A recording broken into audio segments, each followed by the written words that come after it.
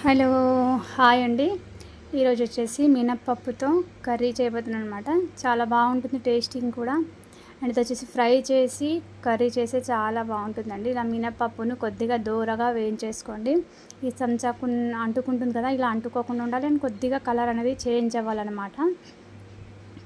అలా చేంజ్ అయ్యేంత వరకు మధ్య మధ్యలో కలుపుతూ ఫ్రై చేసేసుకోండి. కింద కొంచెం అడుగంటే ఛాన్సెస్ కూడా ఉంటాయన్నమాట. స్టీల్ కదా, ఇంకా ఫాస్ట్గా అడుగంటిపోతుంది అనమాట. ఇలా కలర్ చేంజ్ అయ్యేంత వరకు ఫ్రై చేసుకొని పక్కన తీసేసుకోండి. నేను వీడియో లెంతీ అవుతుందని చెప్పేసి నేను మధ్య మధ్యలోనే చూపిస్తున్నాను. నా వీడియో కనుక మీరు ఫస్ట్ టైం చూస్తున్నట్లయితే లైక్ అండ్ ఛానల్ని సబ్స్క్రైబ్ చేసుకోవడం మర్చిపోకండి. నా ఒకే ఛానల్లో మీకు టైలరింగ్, ఎంబ్రాయిడింగ్, కుకింగ్, క్రాఫ్టింగ్ ఇంకా చాలా టిప్స్తో పాటు మంచి మంచి వీడియోస్ కూడా నేను తీస్తానండి. ఫ్రై చేసుకొని పక్కన పెట్టేసుకోండి. ఇప్పుడు ఇందులో ఆయిల్ వేసేసి ఉల్లిగడ్డ వచ్చేసి మీడియం సైజు ఒక ఉల్లిగడ్డను కట్ చేసి పెట్టేసుకున్నాను. అండ్ ఆయిల్ వచ్చేసి మీరు ఎంత తింటారో కర్రీకి తగ్గట్టు వేసేసుకోండి. అండ్ పప్పు వచ్చేసి మీకు కొద్దిగా ఏమంటారో మొత్తం ఉడకకుండా ఉండాలంటే జస్ట్ అలాగే పెట్టేసేయండి. లేదు మీకు మెత్తగా తినాలనుకునే వాళ్ళైతే ఆ పప్పులో కొద్దిగా వాటర్ అనేది యాడ్ చేసేసుకోండి. ఇప్పుడు ఇందులో ఉల్లిగడ్డను వేసేసి ఇక్కడ ఫ్రై చేసేసుకుంటున్నాను.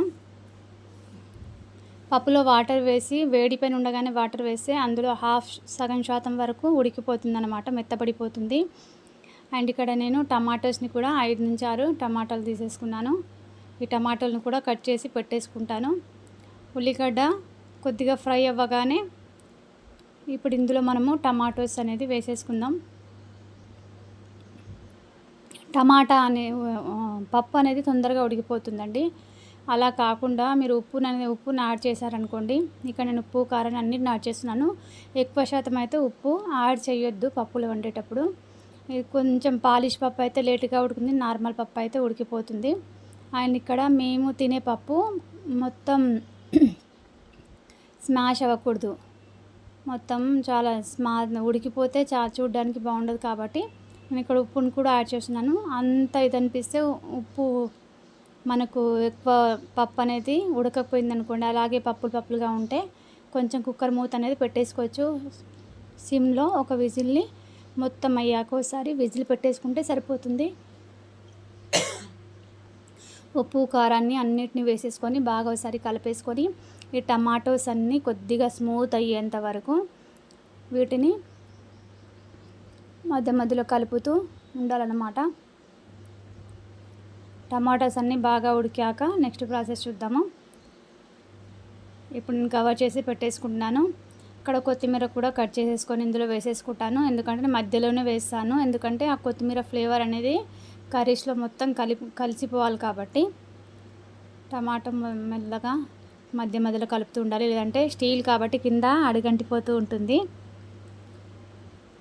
మొత్తం టమాటోస్ అన్నీ స్మాష్ అయిపోయాయి అన్నమాట ఆల్మోస్ట్. ఇలా ఒకసారి బాగా కలిపేసుకొని ఇప్పుడు మనం ఇక్కడ కొత్తిమీర అండ్ ఈ పప్పును కూడా ఇందులో వేసేసుకుందాం. పప్పు మీరు వాటర్ వేసి నానబెడితే తొందరగా ఉడుకుతుందండి. నేను ఎక్కువ శాతం ఉడికి స్మాష్ అయిపోయినట్టు కాకుండా పప్పు అనేది కనిపించాలన్నమాట. లోపలి నుంచి ఉడకాలి అని బయట నుంచి చూడడానికి అలాగే ఉండాలన్నమాట. అలా అని చెప్పేసి ఇలా వేసేస్తున్నాను. ఇప్పుడు కొత్తిమీరను కూడా ఇందులో వేసేసుకొని ఒకసారి బాగా కలిపేసుకుందాం.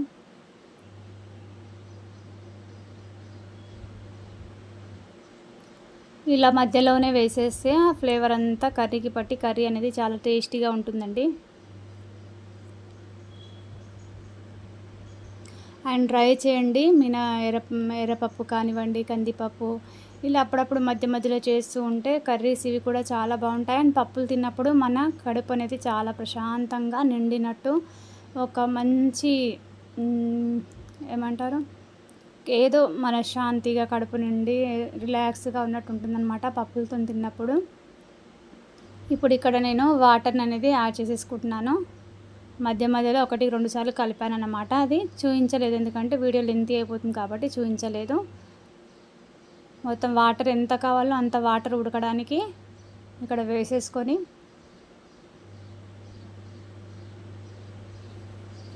ఉప్పు, కారాన్ని చెక్ చేసుకుందాం. నేను నేను డైలీ వండుతాను కాబట్టి ఉప్పు కారం నాకు ఐడియా ఉంది. అయినా ఒక్కొక్కసారి ఉప్పు కారం తక్కువే ఛాన్సెస్ ఉంటాయి కాబట్టి టేస్ట్ చేస్తూ ఉండాలి అప్పుడప్పుడు.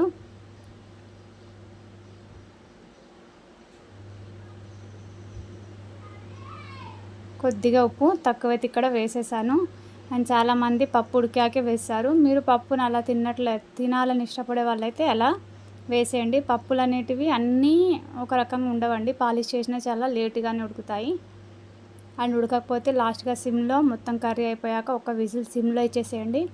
లోపల నుంచి మగ్గుతుంది అండ్ పైనుంచి చూడడానికి అలాగే ఉంటుందన్నమాట.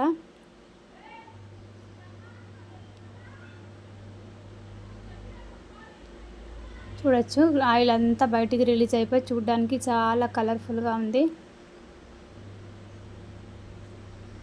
రెసిపీని ట్రై చేయండి. ఆయన ఛానల్ని సబ్స్క్రైబ్ చేసుకొని బెల్ ఐకాన్ని క్లిక్ చేసుకోవడం మర్చిపోకండి. ఇలాంటి నార్మల్ కర్రీస్తో పాటు ఇంట్లో ఏదున్నా సరే సింపుల్గా ఇంట్లో ఉన్న వాటితోనే నేను కుకింగ్ అనేది చేస్తానన్నమాట. చాలా న్యాచురల్గా ఉంటాయి అండ్ చూడడానికి కూడా. అండ్ కొద్దిగా ఉడకాలన్నమాట. 50% అయితే ఉడికిపోయింది. మీరు తొందరగా ఉడకాలనుకుంటే పప్పు వేయించాక అందులో వాటర్ని వేసేసి పెట్టేసేయండి. ఆయిల్ మనం ఉల్లిగడ్డ టమాటోస్ ఫ్రై అయ్యేలోపు అదంతా మెత్తపడిపోతుంది. ఇదండి వీడియో. నచ్చితే లైక్ అండ్ ఛానల్ని సబ్స్క్రైబ్ చేసుకోవడం మర్చిపోకండి. Thanks for the watching my video.